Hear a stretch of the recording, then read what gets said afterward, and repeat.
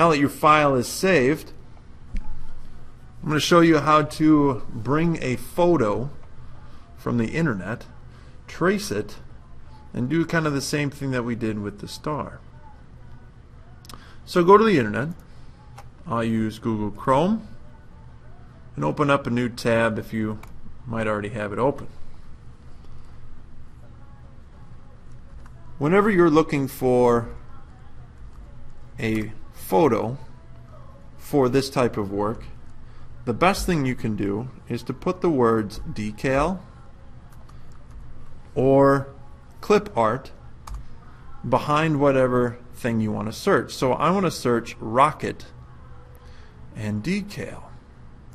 That way in images it brings up simpler shapes and simpler forms and colors that it can actually trace. If it has blended colors, it doesn't know what to do with it.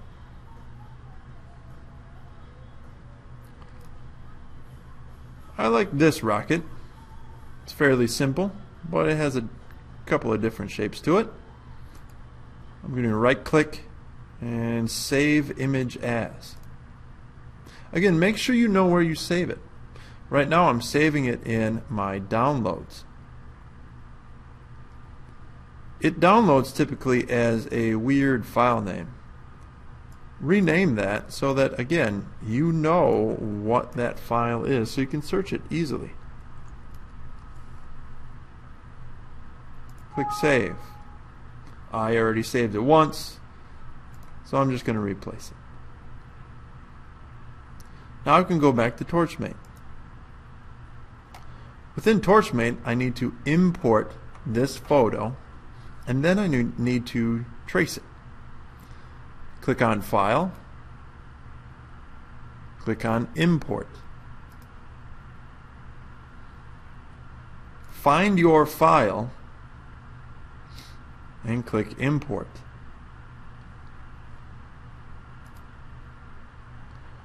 That little bracket tells you that it's waiting for you to place something.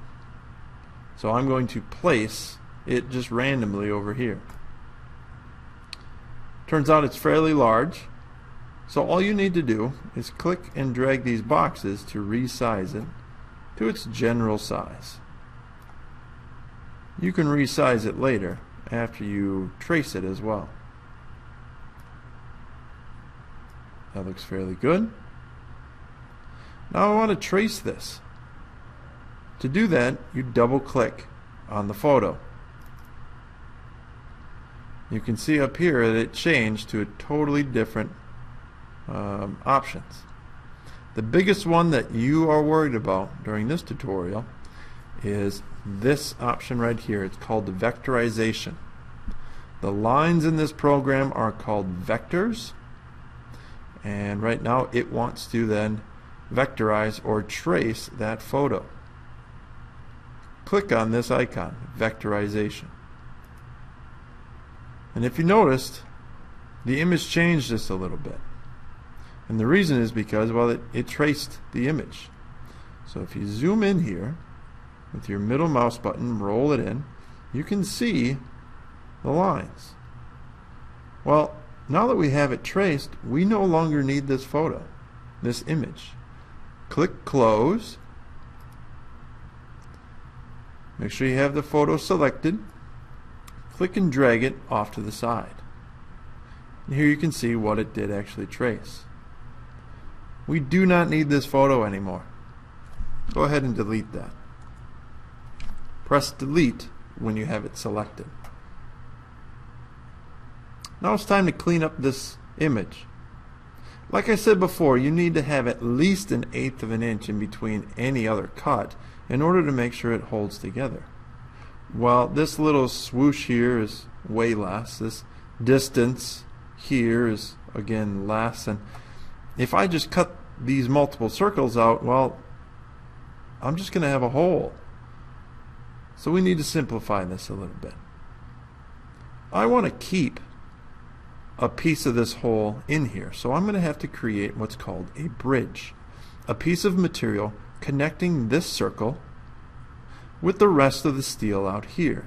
so that this rocket shape is what is left. I equate it to kind of carving a pumpkin. You want to be able to have the light shine through to display the image that you want.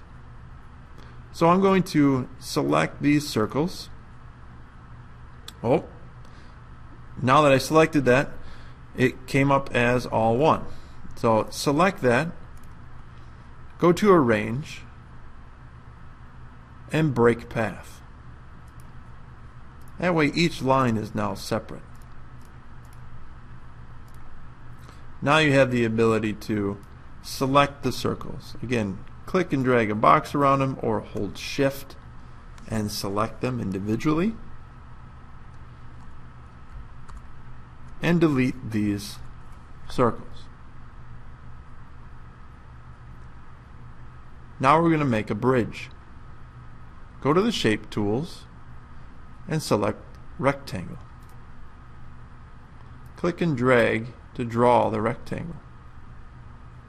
This rectangle we're going to make 1/8 of an inch wide. So 0.125 is 1/8 of an inch.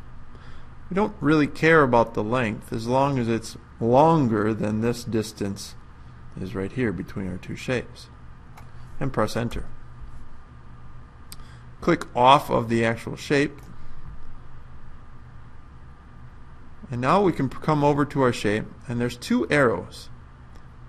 That indicates that if we click and drag, you can see that my cursor changes. We can click and drag and make that the angle that we need right here. There's my bridge. I'm going to now weld this together. So I'm going to hold Shift and select all of the shapes that are in relation to that bridge. So the rocket, the window, and the bridge. Move over to Weld Tools and click on the XOR Weld.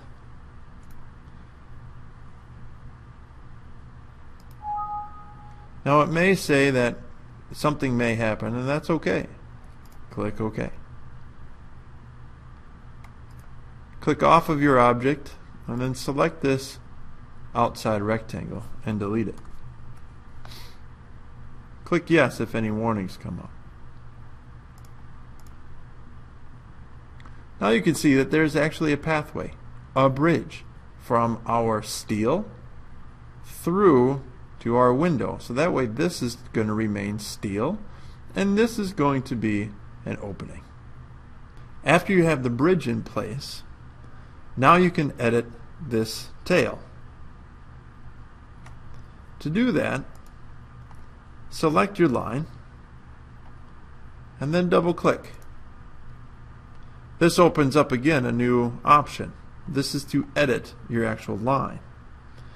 What I want to do is take this opening out and just make it one solid piece. So if I do that, I can hover over a node, is what these are called.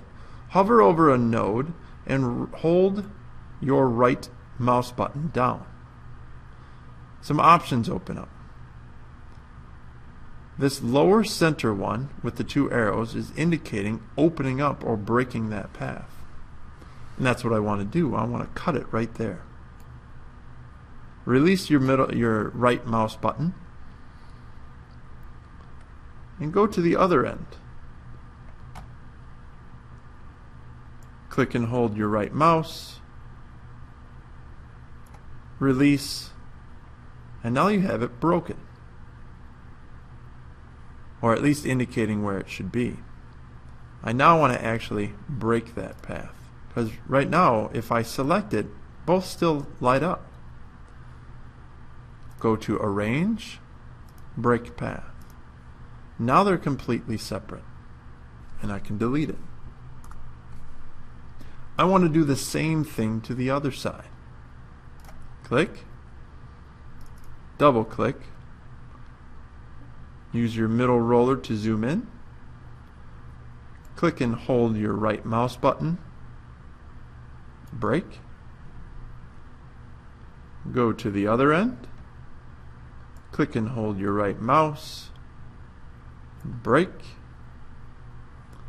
Go to Arrange and Break Path. Click off of your lines and select the inside line and delete it. Now we want to bring these two together. If I double click again, I can click and drag that node over to the end point of the other line. And I can do the same thing down here. Click and drag the node to the end point. Now I want to connect both lines together. So if I click on Apply, hold Shift and click on the other line, go to Arrange, Connect Path. And it's asking for an allowable error, so any gap that can exist there. And we want that really, really small. Click OK. Now when we select it, it's one solid line all the way around. Now I'm not too happy about this distance here. That is definitely not 1/8 of an inch. This is 1/8 of an inch. So we're going to double click on that, and we're going to move this entire line down. Well, I want to get this node out of the way. So hover over it, click and hold right, and I can delete that node. And delete it. Now holding Shift, I'm going to select all of these nodes. And you can see they're all turning red. By holding Shift, I can select more than one node. Let go of Shift, click and hold with your left mouse button, and you can drag all of those nodes together. Now I've created enough space. Click Apply. We now have our rocket ready to be cut. And so just like with the star, we need to make this a connected path or a made path with this outside triangle. So click and drag a box or hold Shift and click separately, but select all three objects together. Go to Arrange, Make Path. To double check and make sure we have everything correct, go to View and check mark Show Fill. Looks like everything should work out.